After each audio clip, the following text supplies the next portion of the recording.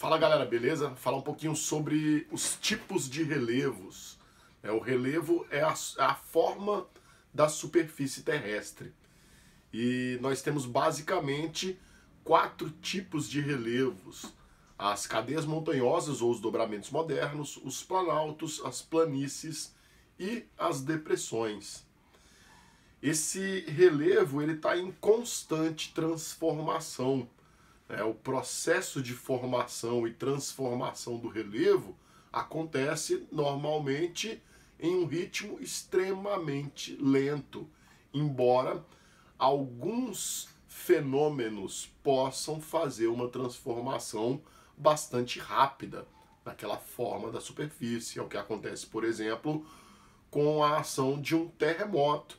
O terremoto, os vulcões e o tectonismo são chamados de agentes internos ou agentes endógenos, os agentes formadores do relevo.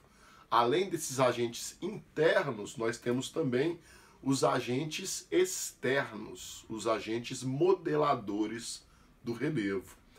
Esses agentes externos são basicamente os agentes erosivos. O intemperismo, que pode ser físico, químico ou biológico, que vai tornar as rochas mais frágeis e mais sujeitas à ação do atrito causado pelo vento, pela água, enfim.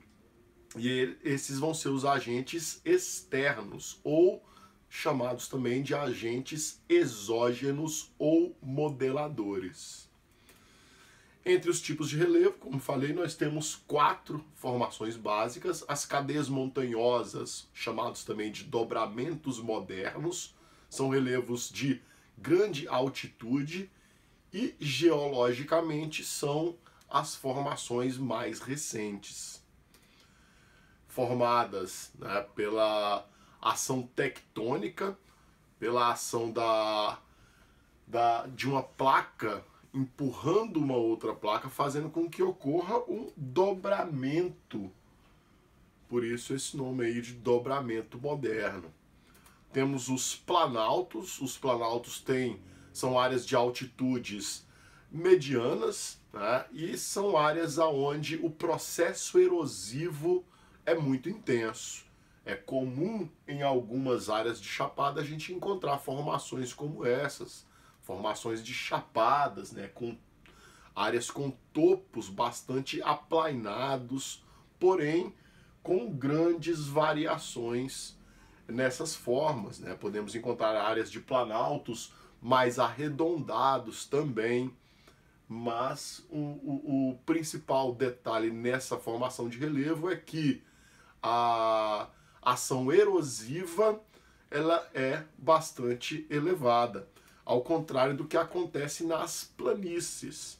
Nas planícies nós temos um processo de deposição de sedimentos. Então grande parte desses sedimentos que estão vindo das áreas de planalto vão se depositar justamente nessas áreas mais baixas, que são as planícies.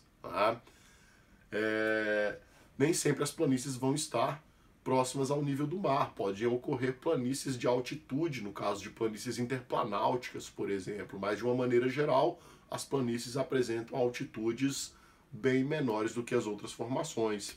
E temos também as depressões.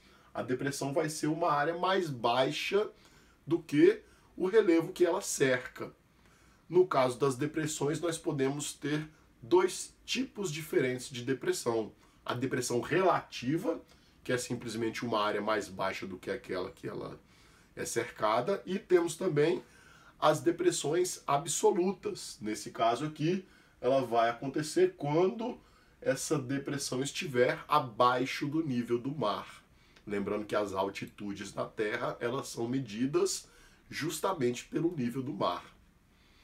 E aqui uma imagem que representa aí essas formas de relevo de uma maneira comparativa, as planícies, no caso aqui uma planície litorânea, um planalto, uma depressão absoluta, uma cadeia montanhosa e uma depressão relativa. Belezinha, galera? Valeu!